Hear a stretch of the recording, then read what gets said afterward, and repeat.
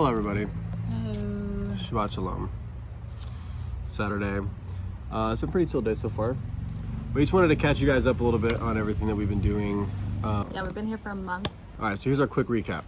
It starts with the bag drama, which you all knew. So we traveled in these clothes for 34 hours, and then we wore those same clothes for about 4 days until we got our bags back. On Fun fun day. day, yeah. So in the end of the last video, you saw us like sweaty and gross. Me like, we got our bags. So we just came from fun day. So Saturday was like a whole base wanted to like get to know each other. So they took us to someone's house, and we were like, uh-oh, our bags are supposed to come tomorrow because we had a call Friday night. Like, our bags are supposed to come. You guys saw this. So we don't want to be off base because we don't want to miss the guy being here, like, whatever.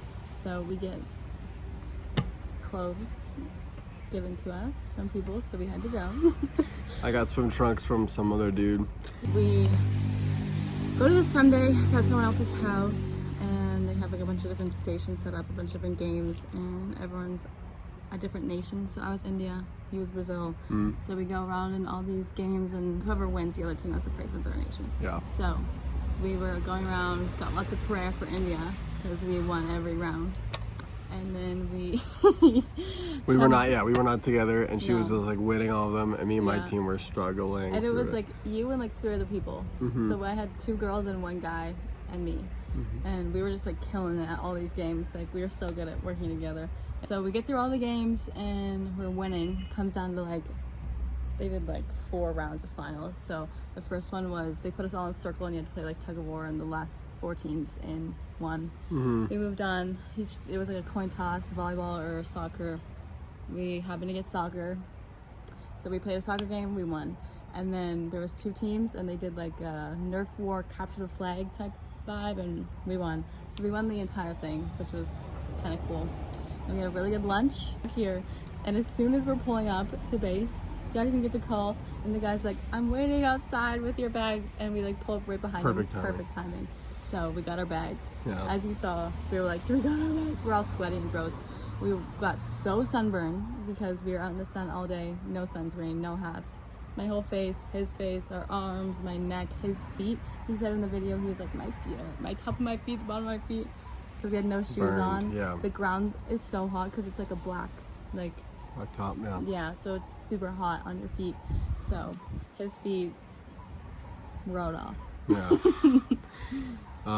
So we spent the next week recovering from sunburn and trying to adjust, to life on base. So the first awesome upgrade was we made some really good friends. So there's actually 5 other married couples that came to this DTS as well as us, and we became really close with one of them. We know the other ones, but this one couple, their names are Jillian and Lindy, and they're from Potchefstroom. They have they have a car, so they each have a car, and we ride with Jillian to our lectures every day. And his parents are, his father's a pastor of a church, and his parents planted this church, and it's the first biracial church in Potch, which is crazy. And they had this, so we've been there to their house for lunch. So we went to like the church service on Sunday, went to their house for lunch afterwards. They're having puppies soon. Oh yeah, and we found out they had like 4 pups, and one of them is pregnant with puppies. Oh, so cute. They're gonna be really cute. They're like small dogs. So anyway, that'd be cool. That was the first thing. The second thing was sort of settling into the rhythm of this stuff. So the first one is that breakfast is served at 6:30 a.m. And even though we don't really participate in breakfast, you have to be at church by 8 o'clock. So you have to, and inside the building, like sat down by 8 o'clock. So everybody's up and ready by 6:30 to get breakfast. And so we're kind of joining in with that. So basically, the schedule that we sort of fell into on this first week, I wake up at 5 a.m. and then we kind of just like hang out in bed until she gets her energy up. She doesn't like mornings as much as me. Then at 5:30, I'm out of bed and I do a workout that I can do just in the room. That's done around, 6:30. Shower, have quiet time, and we're at the gate dressed and ready to go and everything with our bottles filled. And we also got ice trays from the store So we were able to we like filled our bottles with ice water, and then we went by the gate by 7:30 every day, and then we go from there to a coffee shop, and then we go from there to church. So we sit through lecture. So the first thing that happens is a hour and a half prayer set at the beginning of the day, and basically it's an hour prayer set and an hour of worship, and then half an hour of actual praying. 30-minute break. Then you go from that to a 2.5 hour lecture, then a 10-minute break. And that 2.5 hour lecture is based on the topic of the week. That's like what you're learning throughout the week.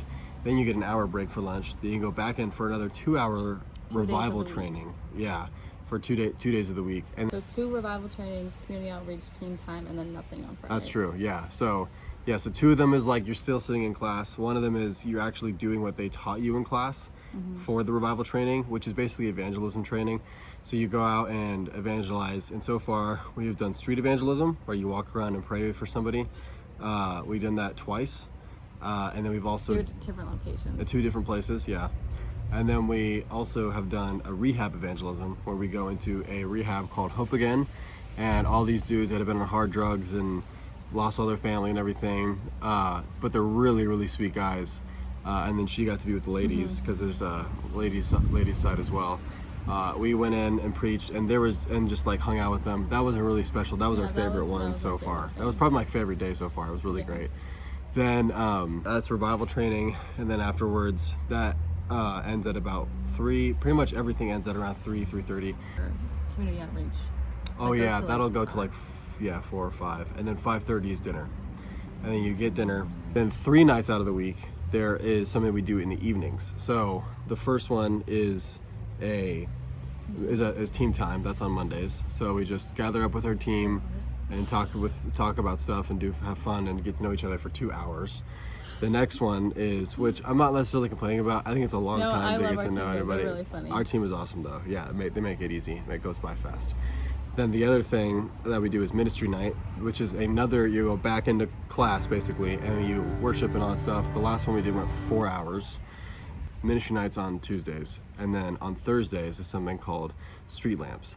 It's not actually called Street Lamps, but they don't have a name for it. They just call it night ministry. And one of the girls that we're friends with, who runs the show, had a great idea for it to be called Street Lamps, and we're supporting that. So it's called Street Lamps, which literally you're walking down streets at night that are lit by street lamps, and you are being a street lamp, which is a light going through the darkness at nighttime, and we're actually like preaching the gospel to prostitutes. So the streets and just there is prostitutes everywhere at night on this one intersection. Yeah, me too. Like I never thought I would actually seen it in movies, heard about it happening, but it's actually everywhere. And a lot of these women are single mothers who are doing this just so they can feed their families. So we get to preach to them, and that was also a great night. We've only done it once so far because there's something that's come up every single night. And then finally Friday, there's no revival training. There's nothing. Like you just get to take a load off at the end of the day and go straight home, and then hang out till the evening, get dinner, keep hanging out. And then Saturday, totally free. Sunday, totally free.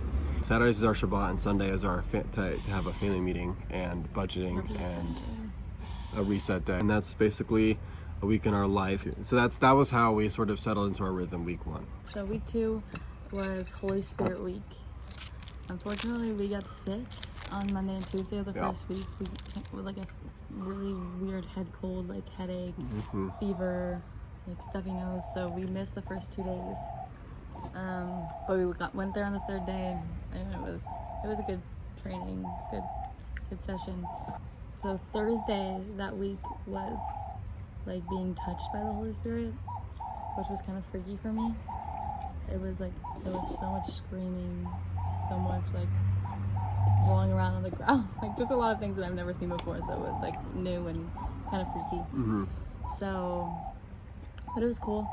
We got our outreach locations earlier that week on like Tuesday or something, Wednesday, or it might have been like Friday the first week. So they gave us the whole list of places, and then gave us like the 24 hours to pray about it and then submit our response. And the first location that popped up was the Philippines, and we talked about it after, and we both felt something towards the Philippines. and we didn't feel anything towards anything else. So, and our first conversation was with the other married couple, Rebecca and Daniel. They're from Brazil, and she started telling us about her outreach that she went to the Philippines. So we submitted the Philippines as our first option, and then there's another option where if you don't really feel called to any other nation, you can put send me anywhere. So that's what we did. So at the end of week 2, we find out our outreach locations. It was really cool how they did it. It was super engaging and awesome. So we find out that we are going to Burundi. It's right under Rwanda, and it's the poorest country in the world. Lots of starving African kids, lots of families who lose their kids due to starvation, lots of kids playing with garbage. So Let me reemphasize, it is the poorest country in the world, actually. Yeah, it actually is. Not like it's not the poorest country in the world. No, it is the poorest country in the world. On that Friday, I had a one-on-one with my team leader. Her name is Lee Angel. So we have 2 angels on our team. So we're just blessed at this point, Obviously. I don't know really how the conversation came up. She didn't like ask us if we were going to or thinking about it, but just like mentioned how she started staffing, and then it just like put an idea in my head. So I came back after one-on-one and I was like, hey, have you been thinking about this? Like, what do you think about staffing? Anyways, the next day we went to the Snowflake Market. It's a market that happens once a month. It's in an old flower factory, so it was pretty cool. We had a really fun time. There was live music, lots of good food. We got some skirts because I have to wear ankle-length skirts in Burundi. So I got 2 really pretty skirts from these Christian women. We got silicone rings because we're not allowed to wear jewelry there. And a street sketcher did our picture. Oh yeah, he drew our picture in like 2 minutes. It was really cool. At this point, we are highly considering the possibility of staffing. Okay, the place was starting to feel a little more familiar to us. We thought that maybe the only reason we felt like really estranged about this place was because we didn't have our bags and we just didn't feel like we belonged or something like that. But now that we're here, we're like ready, we're in a groove, we're in a system, and just like small little comforts. Like we have our own sheets now. We got lent a rug by Julian and his wife. We have ice water. I can work out, like things like that are just like, it's actually those, like when you're in a brand new environment, those little tiny things that really do make the difference. And so finally we're settling in, and so we start talking pretty seriously about the possibility of like what's happening next, because we've been talking about that ever since we got married, because we got here on our first, like at the very end of our first month of marriage.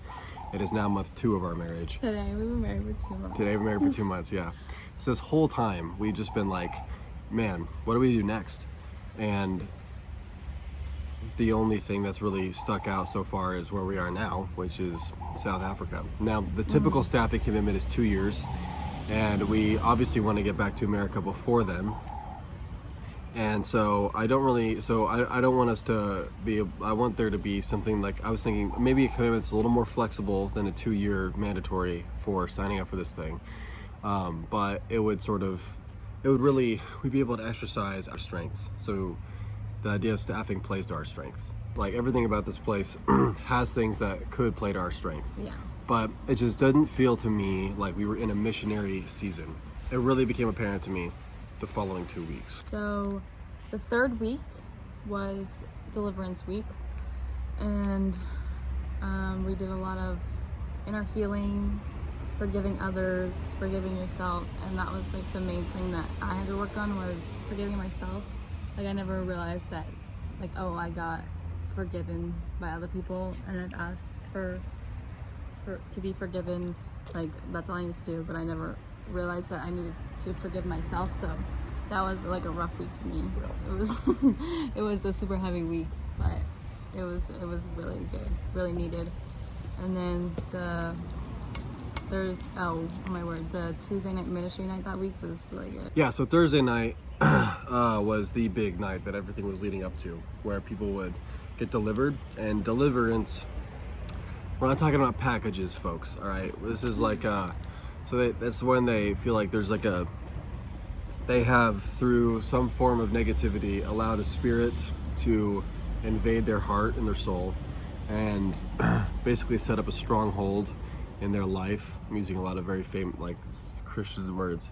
how do I say this really simply? When you partner theoretically with negativity, in what we believe the truth is that there's actually a physical manifestation of this negativity, and that is a demon. It is a lie that is physically manifested in the spirit world. And they are actively tempting you to fall into this this trap of negativity. And when you accept that, you're actually giving them permission to be that source of negativity inside of you and bring it up whenever they want that to happen for you. So you end up overreacting or underreacting to things all throughout your life, based on a trauma that you've experienced in the past when you let that demon in. And so a lot of people did this subconsciously. But like, so for example, to explain this a little easier, one thing that I wrote down while I was there is when you're in a really dark moment, the thing you want the most is for somebody to commiserate with you. And a demon is almost like a constant companion that will commiserate with you. They'll self-pity you, they'll coddle you, and in exchange, you just have to stay sad. And they get to stay, and they'll help you and give you strength to continue life, and you'll let them have a place to stay. And that's sort of how the exchange works. And nobody realizes they really make these agreements until these demons are getting called out. And a few people did get truly delivered, and it was kind of crazy to watch. And the people that came had footage of this happening, in their church and stuff like that, which is also really interesting. So we got to witness a lot of interesting things at night, which we don't have footage of because obviously it's extremely sensitive. So I definitely was dealing with a little bit of discouragement because the whole time I've been considering staffing, I realized this place is not very life-giving to our marriage. And the reason, I think, isn't because this is a bad place or a bad DTS. The reason is because I don't think that we are in the season, meaning years, of being a missionary. We are in the season of trying to establish a good foundation for our family. And that was the mission from coming here in the first place, a good spiritual foundation for her. And so I started having a conversation with my dad, and he thinks the best next route is to also have the best spiritual foundation for me. And at this point, if you think about like, what is the only thing that I wish I could have done? Like if we were to start having kids and start a business right now, what's like the one thing that I'm like, man, I'll never get the opportunity to do this again, that would give our family an even better spiritual foundation, and that would be us attending a theology school, which would, at this point, be both of our levels, but definitely more my speed. I love, like, deeper theology. I love, like, you can't not love the gospel and saving people, but I think also, like, deeper theology and eschatology and things like that I have heard a lot about, that I love reasoning with, and I love apologetics and debating with and stuff like that, but I haven't actually had the experience to really just consume a lot of wisdom for a while. So we actually found a really awesome Bible school that's everything that we need. It's in 3-month chunks, which means that if anything happens with a visa and we end up being accepted into the States early, we're able to sort of drop everything in 3 months and go. It is in a first world country, so anything hospital wise while we're having kids and stuff like that is good for her.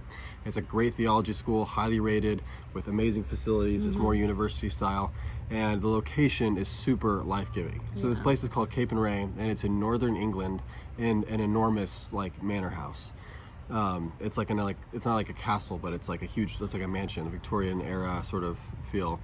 And it's literally bordered. It's in like 160 something acres, I think, and it's bordered on every side by national parks. And I mean, boy, it is actually like a beautiful, wonderful place with, again, and you're going to be in a community of people who also really want to experience deeper theology. And so yeah, everything about that is good. And also Cincinnati in particular has just started a international flight, their second one, to a direct to England, which is great. So basically we'll be able to have I think a really life-giving experience there. And we have to decide soon, which is why I'm mentioning this, because in order to enroll, this is about the time that we would be doing it so that we could enroll by next fall. But yeah, so the decision has to be made kind of soon. That's kind of where we're at now. So we just finished week 4, and everything that I was mentioning about like not feeling, like this was going to be the greatest spiritual growing place was totally confirmed that week, both by what the session was about and by something that the speaker said. So the whole session was about how reading your Bible makes you closer to God, and having a quiet time is imperative to have a good relationship with God. These are things that I already know. And it almost felt like discouragingly draining listening to these Yeah. talks until she said something that was really interesting. She was like, let me give this analogy. Here's a coffee cup. This is, let's say this is your faith and this is like your relationship with God. Yeah, there you go. It gets, and she said, now you're like having your quiet time, let it gets poured in. You're having a relationship with God, let it gets poured in until it gets filled all the way up. And you think like, I'm spiritually overflowing, I'm powerful, and blah, blah, blah, blah. And then God takes this and pours it into this. And now you have this much. So now suddenly you have the same amount of faith you had before, but you feel like really empty because you need to fill this up now. And this is sort of what we would be doing in Cape and Ray. And I think this is where I'm at. And I don't think that these talks, because I've already been through Ywam, you know, like I know these talks and But even me, like I've never been to a YWAM, and I'm like sitting here, and she's like, she was a great speaker. She was like a lovely woman. yeah, But she it's just, honestly, like, yeah. it just feels like very elementary level. Which a lot of these kids need, and it's good to be refreshed on the basics, but it's like for establishing the foundation for our family, I'm glad we're doing it. But everything, basically the season, the word I feel like the Lord is giving me over us, giving us over this whole season is one time. Like this is a one-time thing. Yeah. It is not a season to stay in South Africa. It's not an invitation to remain here. It is a one-time experience that will be helpful for its category, you know, I just and think not outside of it. like the lectures, like a 2.5 hour lecture on why quiet time is good is For a little week, excessive. for a week is a little excessive, yeah. Yeah. Yeah. So For us, at our stage, yeah. It is a good refresher. Like Yeah. it is a good reminder, especially if you've been a believer for a long time and Yeah. maybe you're like drifting away. But even if you've been a believer for a long time, I feel like then in that point you're in a rhythm of doing these things every day. Yeah. So it's like you're a new believer and you need to know like how good and beneficial quiet time Yeah. is to your relationship with the Lord. But then you're like, I'm like, I know this and I've been doing this for months even before I was a believer. Yeah. So it's just like I don't Yeah. like feel the need to sit through a 2.5 hour lecture on why quiet time is Yeah. beneficial. Exactly. And in this other place again, like the lectures are 50 minutes, you know, and it's just, like that's gonna feel like nothing. We're gonna be like, whoa, 50 minutes is up, and you know, like they'll give us assignments to do, homework, like essays to write. Oh, and then you get to just like do all those times in like next to an enormous stained glass window overlooking like the most idyllic English countryside in a massive leather professor chair while you're writing your essays on eschatology with your beautiful wife. Sign me up. Your top 3 favorite things since being here. Top 3 favorite, definitely Julian and Lindy. Julian and Lindy, number 1. Number 2, I would say was the CrossFit night. Really? Yeah, that was a crazy evening. Number 3, I would say is the night ministry. Mine is the night ministry. Okay. I'm really excited to get to do that again. The community outreach at the Hope Again is Yeah. the rehab center. And then revival training. It's good information. I'm actually learning new The content. guy who leads it, his name's Wimpy, and he had TJ with him on Friday, and he's so funny, and it was just like, it went so fast. Like it So was like fast. 2 hours, and it was like over in a snap, and like Their testimonies are great. We learned a Yeah. lot. It's actually an area that I'm like not very confident in. I don't have a lot of content towards. Yeah, I don't think I'm gifted in, but I would love advice about and it's love real life testimonies. things that you could actually apply. And it grows the kingdom better than anything else. Yeah. So I've been enjoying that. Yeah, that's been good. Yeah. All right. Well, that's cool, babe. That we both had some different perspectives and stuff. We have 2 more months to go, and then we will be off to outreach. And outreach in Burundi will last 6 weeks, and then we will do another 6 weeks in a different part of South Africa, probably closer to Cape Town.